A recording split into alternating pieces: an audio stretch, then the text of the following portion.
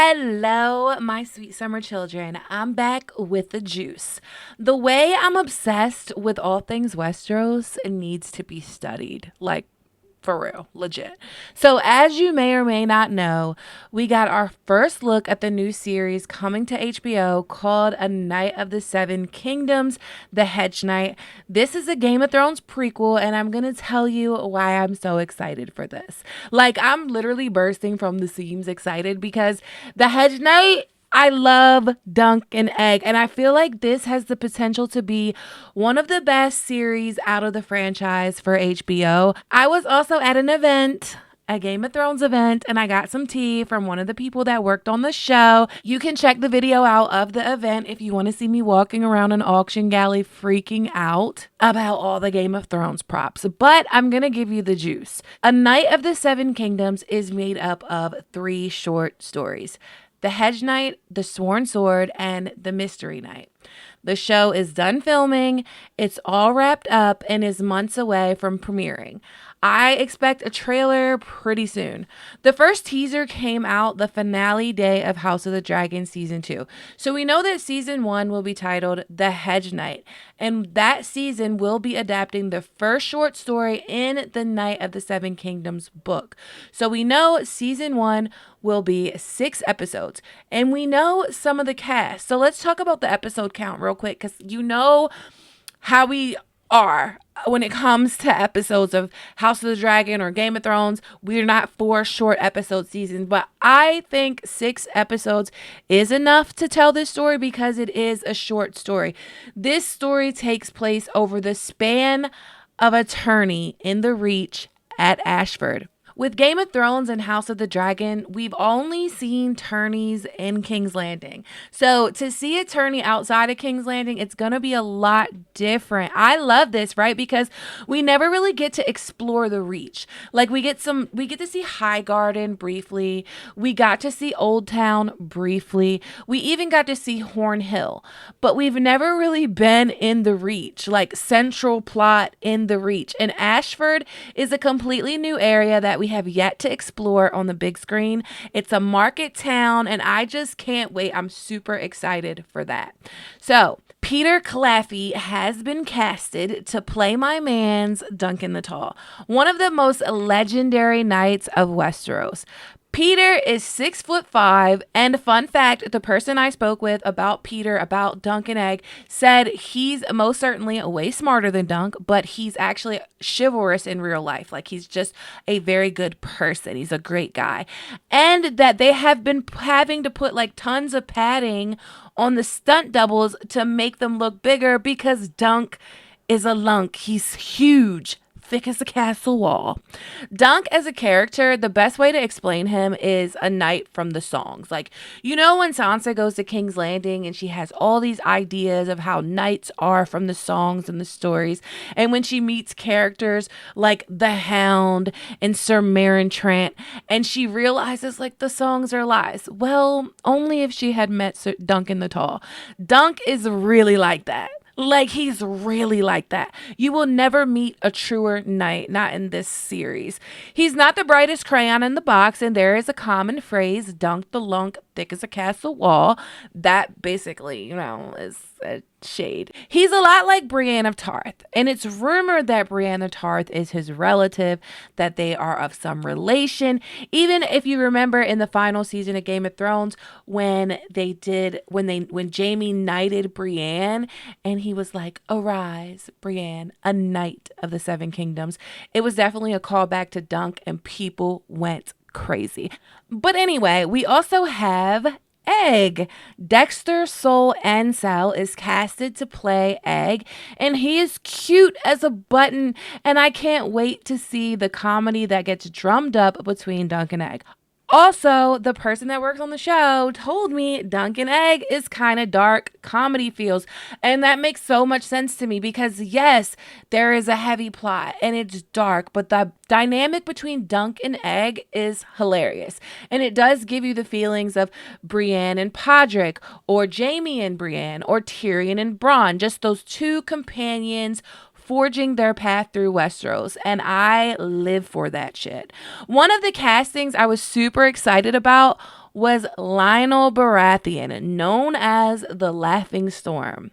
Daniel Ings was casted to play Lionel Baratheon. And it's funny because a lot of the fan castings or fan trailers with young Robert Baratheon, they always use footage of Henry Cavill. And I think Daniel Ings looks like him, especially when he played in The Tudors. Tell me they don't look alike. I think it's a mwah cast. I think it's a chef's kiss casting. I can't wait to see The Laughing Storm. But I want to tell you guys some of the landscape, some of what's going on. So Dunk and Egg is set during the reign of Daeron the Good of House Targaryen. King Daeron was married to Mariah Martell, a princess of Dorne.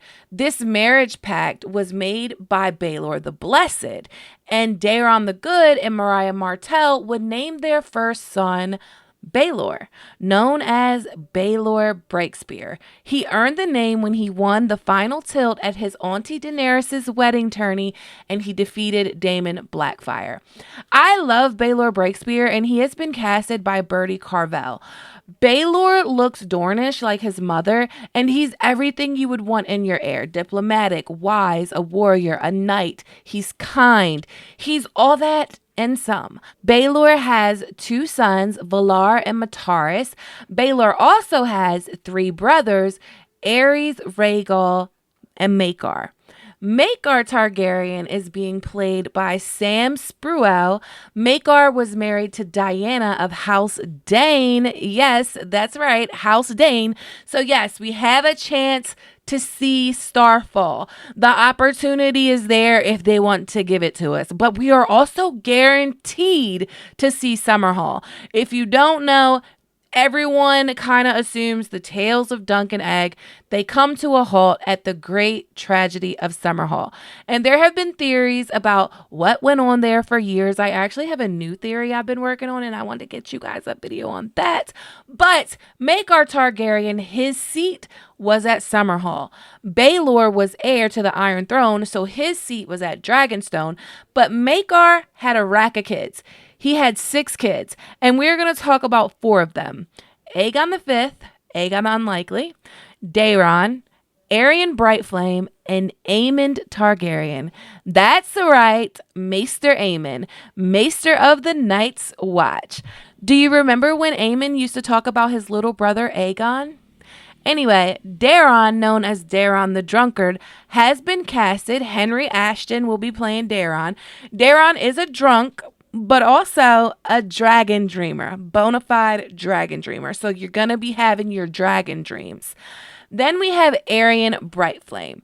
He's mad, the Mad Prince. He's being played by Finn Bennett. But think Ramsay Bolton, Euron Greyjoy, Aemon Targaryen, Maegor the Cruel, but like the pipsqueak version of these people. I will say that Aerion Brightflame would admire our diva of Harrenhal because Aerion was all about the drip.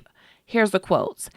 Aerion bore a 3-headed dragon on his shield, but it was rendered in colors much more vivid than Valar's. One head was orange, one yellow, one red, and the flames they breathed had the sheen of gold leaf.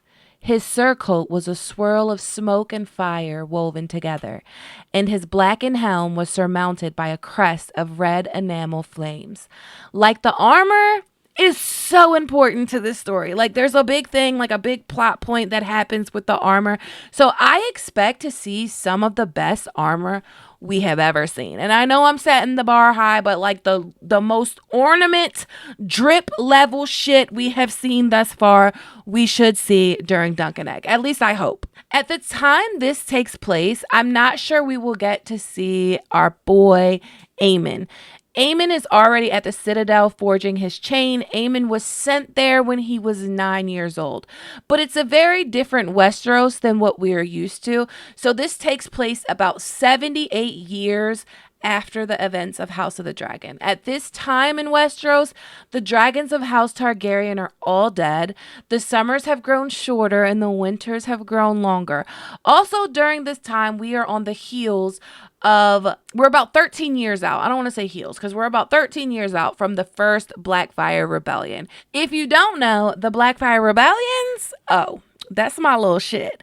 Basically, the Blackfire rebellions are another Targaryen civil war, but the dragons were all gone by this time. King Aegon the Unworthy legitimized all of his bastards on his deathbed, and a war for the throne ensued between legitimate children and bastards, involving legendary heroes and villains like Daemon Blackfire, Bloodraven, Bitter Steel. The Battle of Redgrass Field needs to be shown on TV in full CGI glory. It's probably one of the craziest battles ever fought. I feel like if Dunk and Egg does good, that will get the Blackfire rebellions. But Baelor Breakspear and Maekar Targaryen would end up having a song written about them, and I hope to hear it in the show. Like, I really want to hear it in the show. But the song is called The Hammer and the Anvil. During the Battle of Redgrass Field, Baelor Breakspear, the Hammer, led the Dornish spearmen against the rear of the Blackfire army, pushing them against Maekar's shield wall, the Anvil. And their brotherly dynamic is very interesting. It's very complex. I love it. I'm here for it. Listen, the Blackfire Rebellion was 13 years ago, but the tension is real. It hasn't really died down that much. People chose sides during that time. People lost people they love. The Blackfires are still in existence. Plots within plots are still being woven. Bloodraven is still doing his big ones. Actually, at this time, Bloodraven is Hand of the King.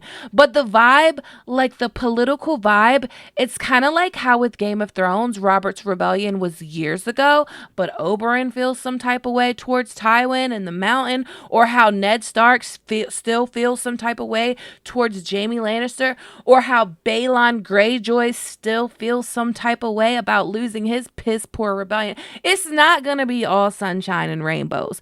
There will be tons of political intrigue, spectacle, and comedy, and I cannot wait. I also know that some of the costumes from Blood Moon made their way onto Dunk and Egg. But what do you guys think? Are you excited for Dunk and Egg? And what are you most excited about?